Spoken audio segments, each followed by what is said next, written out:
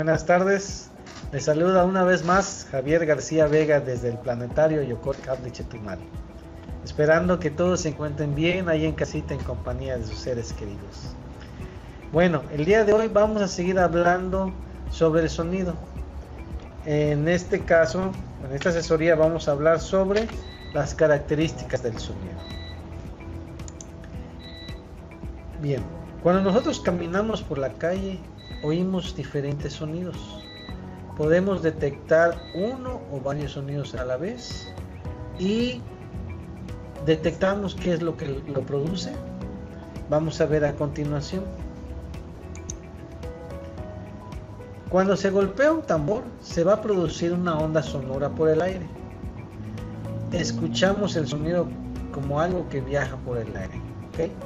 Son las vibraciones que van a llegar hasta nuestro oído, pero podemos recordar que las ondas sonoras también pueden propagarse por otros materiales, como por ejemplo al golpear dos piedras abajo del mar. Si hay una persona que se encuentre nadando bajo el agua, buceando, les va a poder oír, ¿ok? Bajo la superficie. Pues el agua en este caso es la que hace, ese medio es el que hace llegar las vibraciones hasta el oído, ¿ok? De la misma manera tenemos otro ejemplo, que si ponemos nosotros, hemos hecho el ejercicio de poner una oreja contra el piso, podremos oír un camión o un tren acercándose, ¿ok? Que se esté aproximando. En este caso, el piso no toca propiamente el tímpano, pero la onda longitudinal transmitida por el terreno hace que el aire que hay en el oído externo vibre y así podemos oír, o sea, estimula el tímpano y podemos oír propiamente el sonido, ¿no? Interpretarlo, ¿ok? Ahora, en efecto, cualquier onda longitudinal, como ya la hemos visto, que viaje a través de un medio material, se le va a conocer como onda sonora. Y es claro que el sonido no puede viajar en ausencia de materia. Por lo tanto, al oír una campana que está dentro de un recipiente al vacío, no vamos a poder escuchar el sonido, ¿ok? Cualquier sonido sencillo, como una nota musical, puede describirse en su totalidad con tres características de su percepción, las cuales también son llamadas cualidades fundamentales. Son la intensidad, el tono y el timbre. Estas cualidades, que son la intensidad, el tono y el timbre, van a corresponder exactamente a tres características físicas, como lo vamos a ver a continuación, que son la amplitud, la frecuencia y la composición armónica o forma de onda. Bien, veamos la intensidad. Pero debemos también entender que el ruido va a ser un sonido complejo. Es una mezcla de frecuencias o notas sin relación armónica, ¿okay? Y dicho esto, vemos que la intensidad es una propiedad que nos va a permitir identificar cuando un sonido es fuerte o débil, y depende de la amplitud de esa onda sonora en cuestión y de la distancia a la que se encuentre el que lo percibe, ¿ok? Un sonido débil va a tener una amplitud menor y un sonido fuerte va a tener una amplitud mayor. En la vida cotidiana decimos muchas veces de manera impropia volumen de un sonido en lugar de intensidad de un sonido, como es en el caso de nuestros aparatos electrónicos, electroacústicos, como los estéreos del auto que tenemos ahí a mano todo el tiempo, ¿ok? Ahora, la intensidad del sonido se mide en velios. Velios en honor a Alejandro Graham Bell, el que fue el inventor del teléfono. En la práctica, como quizás han escuchado ya algunas veces, se utiliza un submúltiplo de esta unidad del velio, el cual es el decibelio, abreviado como dB, y vemos que un decibelio es igual a 0.1 velio. Y el sonido apenas perceptible por el oído humano es del orden de 10 elevado a la menos 16 watts por centímetro cuadrado. A esta intensidad del sonido se le va a conocer comúnmente como umbral de audición y representa el cero estándar en la escala de la intensidad del sonido, ¿ok? La cual ha sido adoptada por los expertos en acústica como el cero en la intensidad del sonido, una vez más. Y su valor va a ser de 10 elevado a la menos 10 microwatts por centímetro cuadrado. Y esto que representa una frecuencia aproximadamente de 1000 Hz. Como nos podemos dar cuenta aquí en la fórmula, esto viene siendo la intensidad. Esta I0 es el 0 en la intensidad, ¿ok? De donde partimos es igual a 10 a la menos 10 microwatts por centímetro cuadrado, o lo que es igual a 10 elevado a la menos 16 watts por centímetro cuadrado. El oído humano tiene la capacidad de percibir un amplio intervalo de intensidades de sonido, ¿okay? La cual se va a extender desde el umbral de audición hasta el umbral del dolor, que es del orden de 10 elevado a la 12, ¿ok? Y que representa la intensidad máxima a la cual el oído humano promedio puede registrar sin sentir dolor, ¿ok? Su valor del umbral del dolor va a ser 100 microwatts por centímetro cuadrado, o 10 elevado a la menos 4 watts por centímetro cuadrado. Bien, lo podemos ver aquí también en esta su fórmula, que es I sub índice D, que es la intensidad del umbral de dolor es igual a 100 microwatts por centímetro cuadrado, y esto es igual a 10 elevado a la menos 4 watts por centímetro cuadrado. Bien, como podemos ver, como podemos observar, es un amplio intervalo de intensidades a las cuales el oído humano es sensible, y por conveniencia se ha fijado una escala logarítmica para medir estas intensidades con esta regla siguiente: cuando la intensidad I subíndice 1 de un sonido es 10 veces mayor que la intensidad I subíndice 2 de otro, se dice que la intensidad es un velio. Bien, de ahí la fórmula de los velios. Matemáticamente es un velio es igual a el logaritmo de la intensidad 1 entre intensidad 2,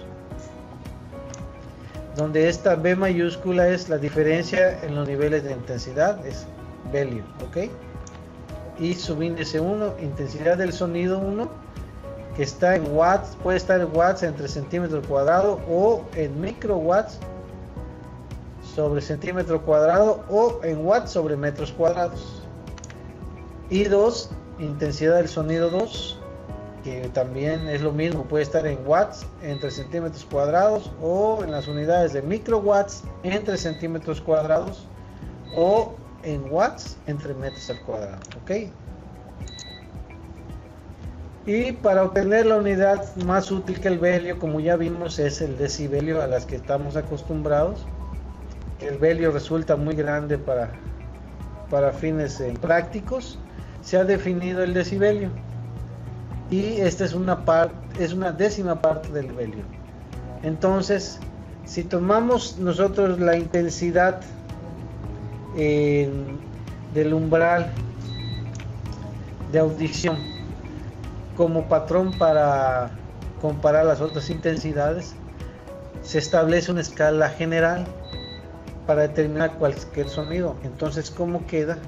Queda beta es igual a 10 por el logaritmo de la intensidad en cuestión entre la intensidad de umbral, ¿ok?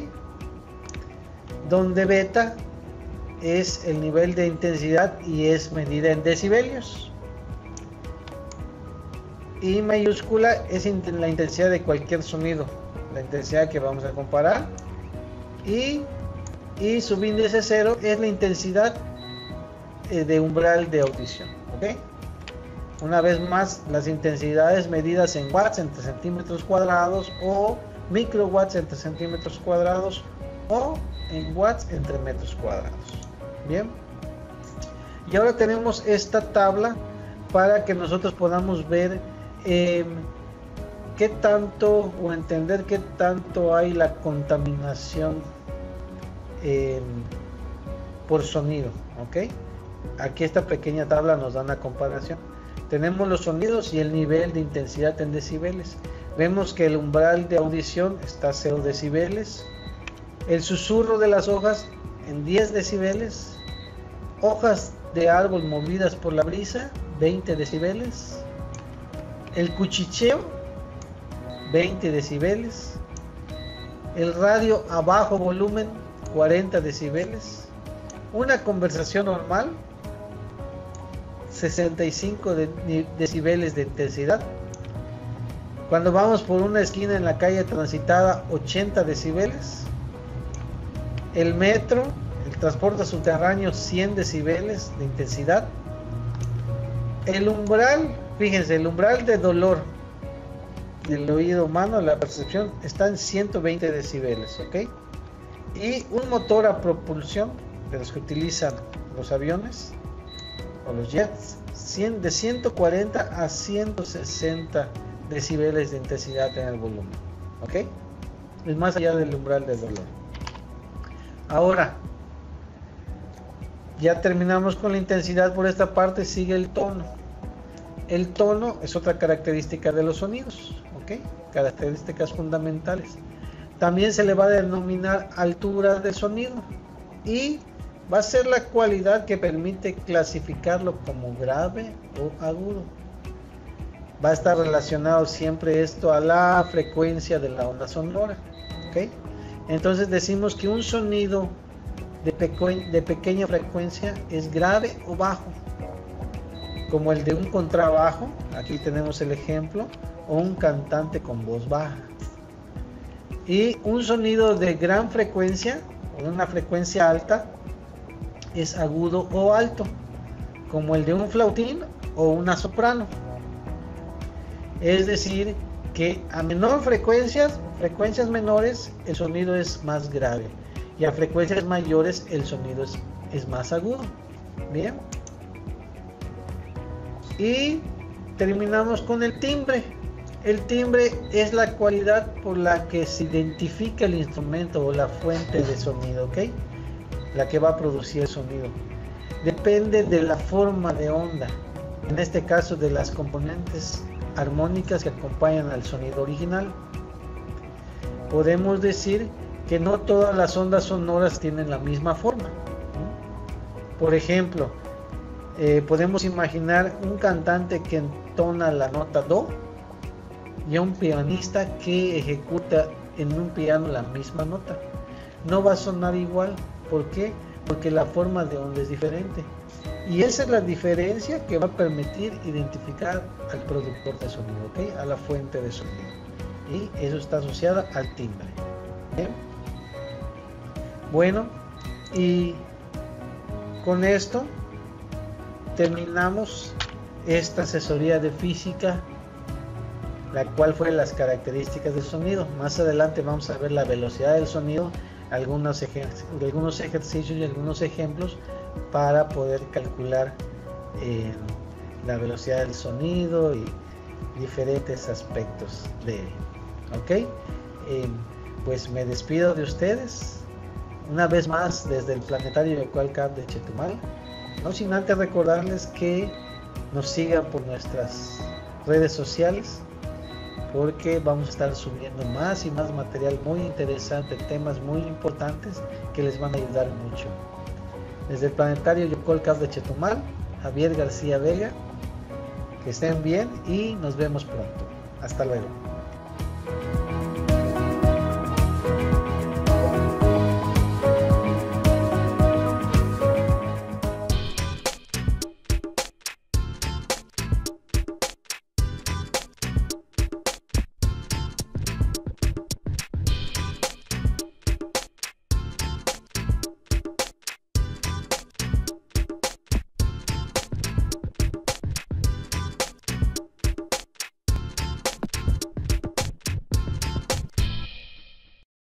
Juntos saldremos adelante.